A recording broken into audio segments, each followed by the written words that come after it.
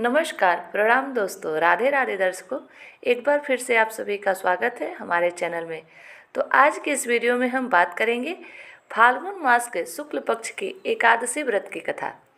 इस एकादशी को आमलकी नाम से जानते हैं। अगर आप हमारे चैनल पर पहली बार आए हैं तो चैनल को लाइक सब्सक्राइब कर लीजिए। तो दोस्तों, देर ना करते हुए हम शुरू करते हैं एकादशी व्रत की कथा।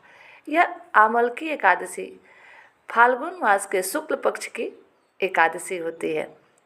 तो एकादशी की कथा शुरू करते हैं।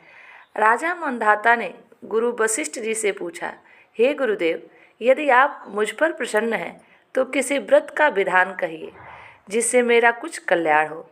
वशिष्ठ जी ने कहा, हे नृप, सब व्रतों में श्रेष्ठ और अंत में मोक्ष प्रदान करने वाला आमलकी एकादशी का व्रत है, सो वह मैं तुम्हारे सामने वर्णन करता हूँ।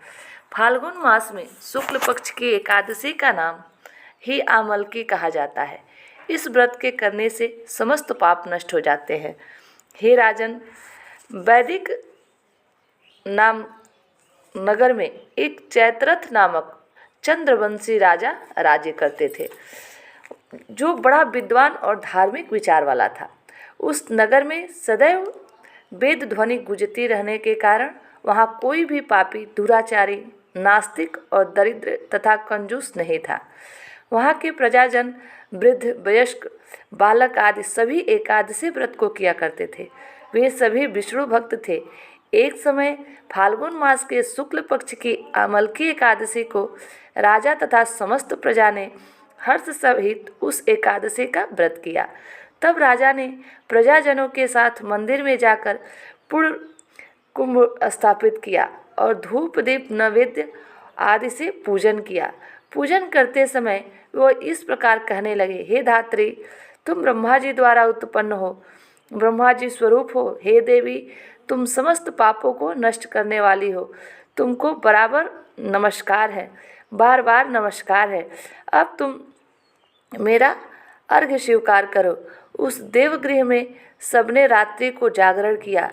उस रात्रि को एक बहेलिया, जो जीव हिंसा करके अपने कुटुंब का पालन करता था, भूख प्यास से व्याकुल होकर जागरण देखने के लिए मंदिर के एक कोने में आकर बैठ गया और वहाँ पर होती हुई एकादशी व्रत की कथा और महात्म्य को सुनता रहा।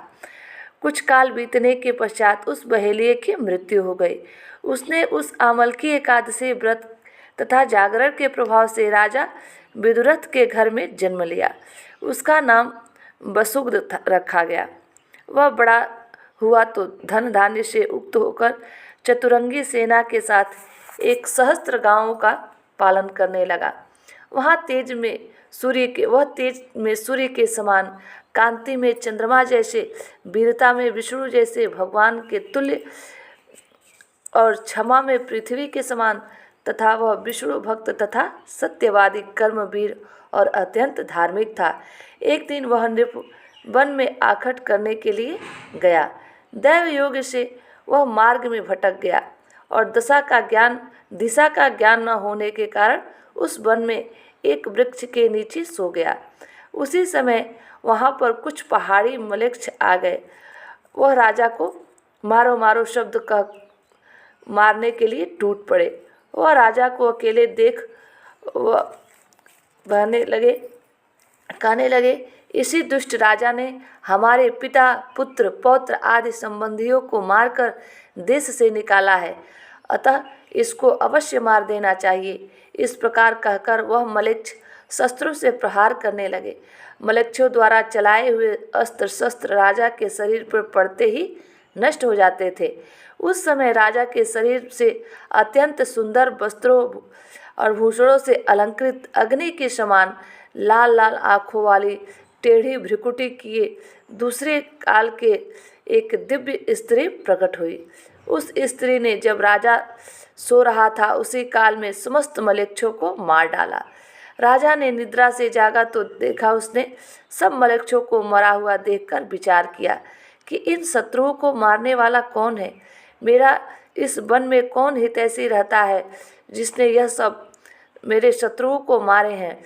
जब वह राजा ऐसा विचार कर रहा था तभी आकाशवाणी हुई कि हे राजन, इस संसार में तेरा रक्षा श्री विष्णु भगवान के अतिरिक्त और कौन कर सकता है। उस आकाशवाणी को सुनकर वह राजा अपने नगर को वापस चला आया और सुखपूर्वक अपना राज्य करने लगा। महर्षि वशिष्ठ जी ने कहा, हे राजा मंधाता, यह सब आमलकी एकादशी के व्रत के प्रभाव से हुआ था।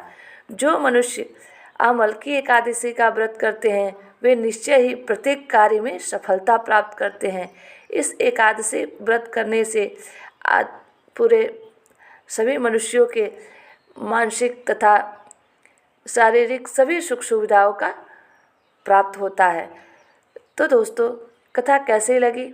आशा करते हैं आपको कथा बहुत ही अच्छी लगी होगी।